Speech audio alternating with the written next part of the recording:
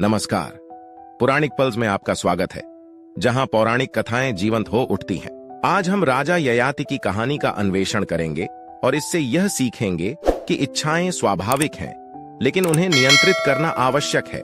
निस्वार्थता और बलिदान महान गुण हैं और सच्ची संतुष्टि भौतिक मोह से ऊपर उठकर आध्यात्मिक प्रगति में निहित होती है।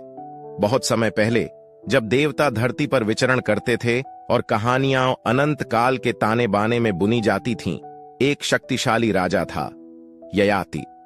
वह ज्ञान और पराक्रम से परिपूर्ण शासक थे, लेकिन एक साधारण मनुष्य की तरह वे भी इच्छाओं से परे नहीं थे। एक दिन राजा ययाति शिकार के लिए घने जंगल में गए। जंगल के भीतर उन्होंने एक अद्भुत हिरण देखा, 4 सींगों वाला, जो उनके लिए बिल्कुल नया दृश्य था। हिरण की अद्वितीयता ने राजा को मोह लिया और उन्होंने उसका पीछा किया, लेकिन हिरण जैसे किसी अज्ञात दिशा की ओर उन्हें ले जा रहा था। जल्दी ही वह हिरण अदृश्य हो गया और ययाति खुद को थका हुआ, प्यासा और अपरिचित स्थान में अकेला पाया।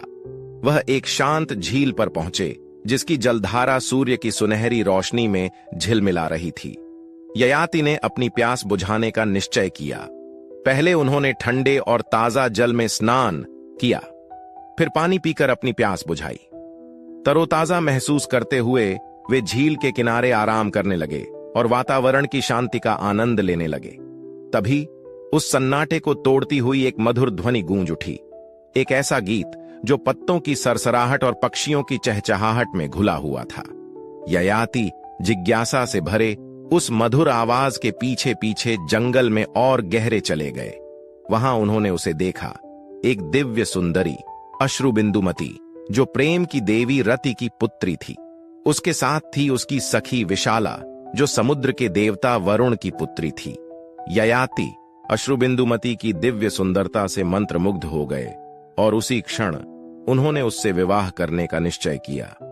लेकिन विशाला अपनी सखी की रक्षा में सतर्क ने एक शर्त रखी। उसने कहा कि ययाति तभी अश्रुबिंदुमती से विवाह कर सकते हैं जब वे अपनी वृद्धावस्था के चिन्हों को छोड़ दें। ययाति भारी मन से महल लौट आए। वहां उन्होंने अपने पुत्र तारु और यदु से निवेदन किया कि वे अपनी युवावस्था के बदले उनकी वृद्धावस्था ले लें, लेकिन दोनों ने इनकार कर दिया। क्रोधित और निराश ययाति ने दोनों को शाप दिया।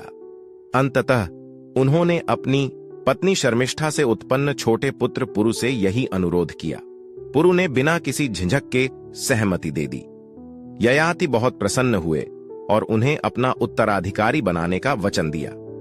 अपनी युवावस्था वापस पाने के बाद ययाति अश्रुबिंदुमती के पास लौट गए, लेकिन विशाला सावधानी बरतते हुए फिर भी चिंतित थी। उसने सवाल किया कि क्या अश्रुबिंदुमती ययाति की अन्य पत्नियों शर्मिष्ठा और देवयानी के रहते अपना स्थान बनाए रख सकेगी।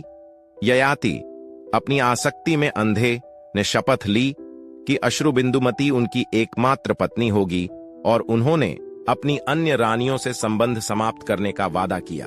विशाला ने उनकी बात मान ली और ययाति का अश्रुबिंदुमती से विवाह हुआ।